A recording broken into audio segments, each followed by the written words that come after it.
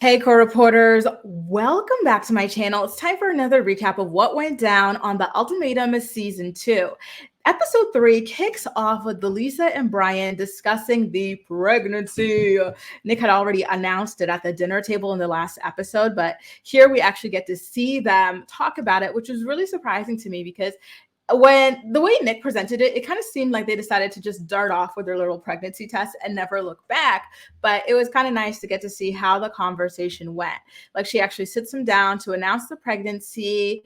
He says that first he's surprised, but then he says that he's happy for her and he wants to, for them, happy in general. And he wants to like work this out, be there for her, be there for their baby. And then he tells her that he loves her as well.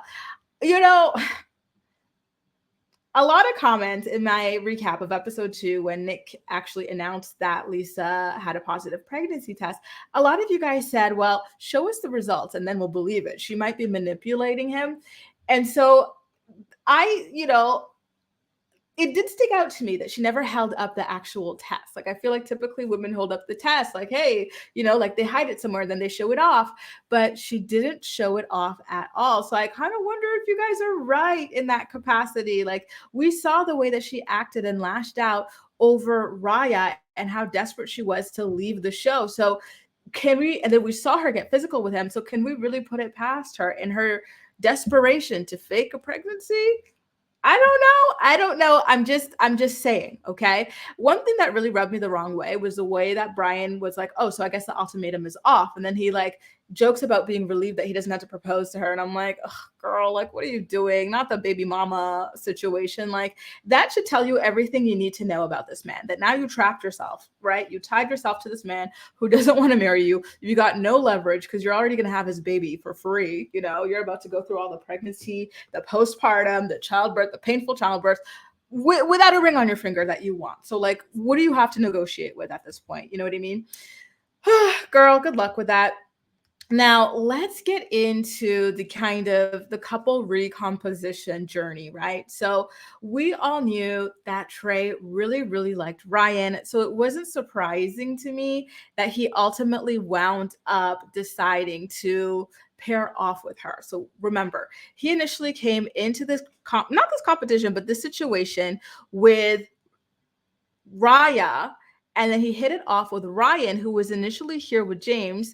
And so when he describes why he chose to go with her, he says it's because they both grew up in similar environments, meaning that they both came up with two parent households, whereas their significant others did not, which I felt like was like a bit, it felt like a little bit of a low blow because especially in James's case, he already feels not good enough for Ryan because of that. So like the fact that this kind of was like dug in like that, like, oh, I think we might be great together because both of our parents are still married, as if that has anything to do with you guys actually genuinely having things in common amongst yourselves.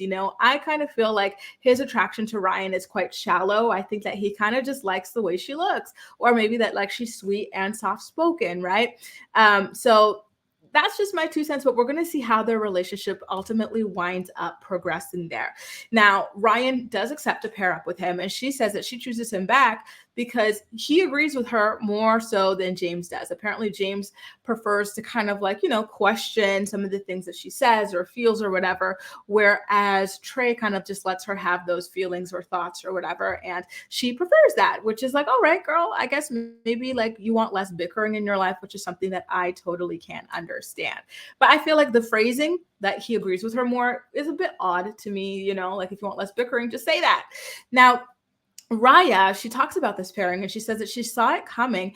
And one thing that she says actually broke my heart because she goes, whenever like we leave at the end of the day, I look for Trey, and whenever Trey leaves at the end of the day, he looks for Ryan.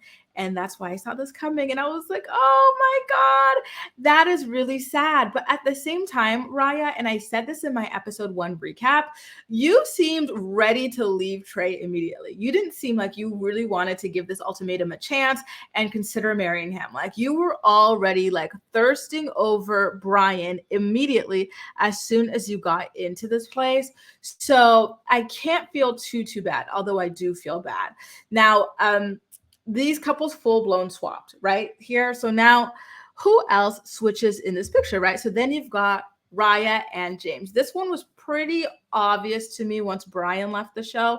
I think that if Brian were still on the show, Raya would have paired with him, but James was another person that she kind of like hit it off with well. So of course they would fall together.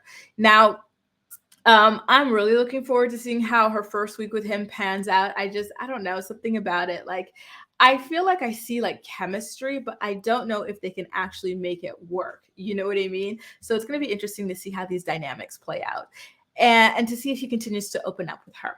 So she says that she chose James because she learned that she does want to get married and does want to have kids. And it's James who brought that out of her in the span of a couple of days. And I'm like, oh, let the show be a lesson to you guys that people are perfectly comfortable stringing people along for years in relationships.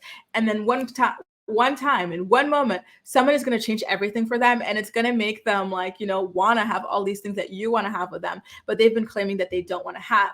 It's typically just that they don't want to have that with you. Okay. And I think that like the show is a really, really good example of that. Raya's statement would have broken my heart if I were Trey. I know that Roxanne is the same way. Alex is the same way. Like, guys, open your eyes to this. Don't let people string you along. Please. I'd be throwing up if I were Trey, to be honest with you. So now James says that connecting with Raya is easier and deeper than it is with Ryan, which is funny to me because Trey says that Raya only talks about hair and makeup. I was like, oh, child, like what? And then just looking at this like foursome here, like you could just see to me, like I feel love in the air. I feel a genuine like coup de coeur. I feel like a genuine, like immediate attraction and admiration between James and Ryan, especially James towards Raya. And then the same way between Trey and Ryan, but mainly Trey towards Raya. Like this is going to get spicy, you guys. I do want to say though that I think the main connector between James and Raya is that they both have that like single mom working hard kind of background situation and feeling like they had hard childhoods and they kind of feel inferior to their significant others because those significant others grew up in two-parent households, and two-parent households typically have a bit more money because it's another stream of income there. So I don't know. We'll see how that goes. Hopefully they learn to kind of just accept their backgrounds and learn that, Ryan and Trey, accept them for who they are. Like, who are we to be like, oh, you didn't grow up with two parents? I can't date you. I look down on you. Like, that has nothing to do with the person. You know what I mean? But I do understand how people can internalize that for sure. Now we're going to move into the other couples. So Kat ultimately ends up choosing Antonio. To be honest with you, I don't even remember seeing Kat and Antonio go on dates. Like it just seems like a sleeper situation. Of all the people there, these are the people I feel like have the least connection. And she says that it's because he pushes her to talk about things that she normally wouldn't talk about, but I haven't seen her talk about anything. Right. And so at this point, Antonio's girlfriend, right, the one he issued the ultimatum to, Roxanne, who, by the way, I feel like she hates this poor man. He seems like such a sweet, like golden retriever. She seems like hate him, loser, So she says that she like feels a bit miffed or jealous that he's more extroverted with the other girls, and all the girls confirm that he's super extroverted. And then he's like, listen, like it's because I've got nothing to lose being here. Like with you, I just feel like there's so much pressure to impress, and like I have nightmares about losing you. And I feel like that thing about nightmares about losing you probably gave Roxanne the ick. Like he gives this girl way too much power in his life, and it's no wonder she looks down on him the way that she does, right? Like some dignity, please, Antonio.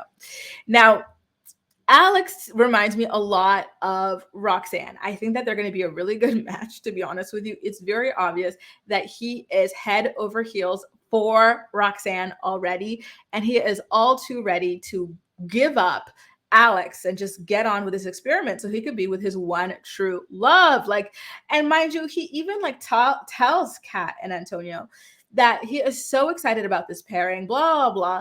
And Kat was like, oh my God, you're supposed to be at least a little jealous or sad. I'm like, girl, take that as a sign. Like this man does not love you like that. So yeah, like it was really sad to see that. Now, Roxanne announces at the table that Alex is actually ready for marriage. She's like, yeah, in talking to him, that's what I learned. I know that Kat gave him the ultimatum because it feels like he's not ready for marriage, but Alex is ready for marriage. And that's when I first noticed it. And we'll get into this in like later episode recaps as well. But I feel like Roxanne really gets off on publicly humiliating Kat. Like she starts here and then she'll do it again. And I'm like, why would you say that publicly? That has nothing to like, I don't know. It just feels mean spirited, to be honest with you, because like this is just something that's really like hurting Kat in her relationship with him. Um, and you just throw that out there like at random, like when you're just supposed to be talking about what you're attracted to in him. You're not attracted to marriage, right? So why are you acting like him being attracted to marriage all of a sudden is something that is attractive to you? You know what I mean? Like, I don't know. And so not only does she say that Alex is actually willing to marry, she says that he's willing to marry. It's just that he hasn't found the qualities that he wants to marry in his relationship. Oh my God, she is hell on wheels. That is so mean, Roxanne. Like, why would you say that? Like, how could you? So mean. Now, to be honest with you, I don't think that Roxanne and Alex are going to be a good match. I think that they are too similar. I think that they both have this like pompous attitude that's going to rub each other the wrong way. All they talk about having in common is that they work. Listen, you guys, it's not like incredible. It's not groundbreaking that you guys work. We all work. Okay. Where do you think our money comes from? We all work. Okay. You have a business, Roxanne. That's great. Millions of people have businesses.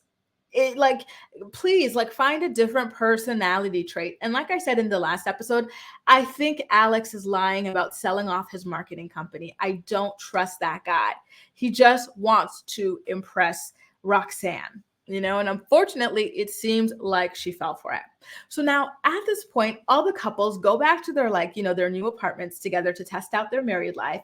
And Trey, he's so smitten by Roxanne and her look, not Roxanne, Ryan, sorry, and her looks. And he's nervous that like he might like slip up and like, you know, get frisky with her, like sleep with her or something like that.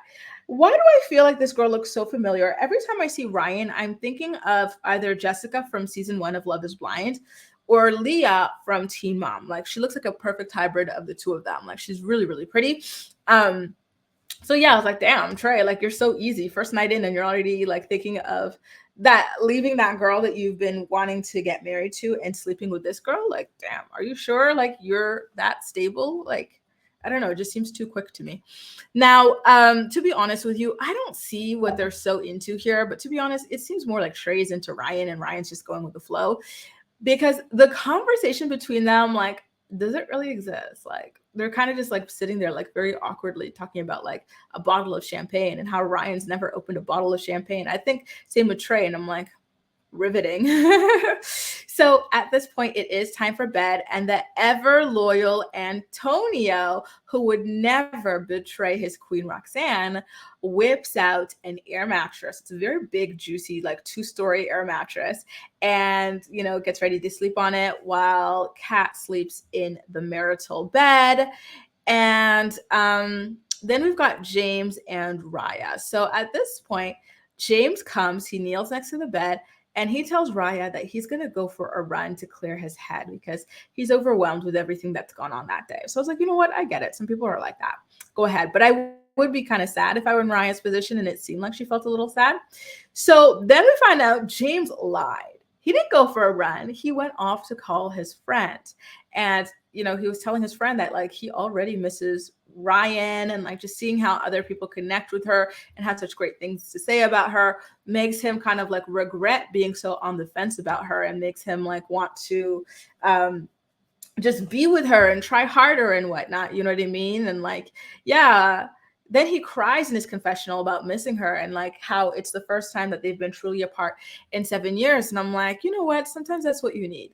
You need to be apart from this person to understand and recognize how valuable they are in your life, right? Like, I thought that he was practically in love with Raya already just from their interactions and whatnot. Like, he seemed really, really à fond, like that, in love with her already, to be honest with you. But wow, I guess like things got a little bit too real, and he realized, listen, I've got a wonderful girl who's been by my side, loving me and accepting me for 7 years. So maybe I took her for granted, and maybe I need to shape up and get married to her. And so, to be honest with you, after seeing that, I'm like, oh, you know what? I think James is going to propose to Ryan at the end of the series, but we're going to have to wait and see how that ultimately winds up panning out. Guys, how juicy was this third episode? Make sure to let me know all of your thoughts and opinions and predictions in the comment section down below. No spoilers, please. And as usual, we'll chat. That's all for now. Thank you so much for watching, and I'll see you next time.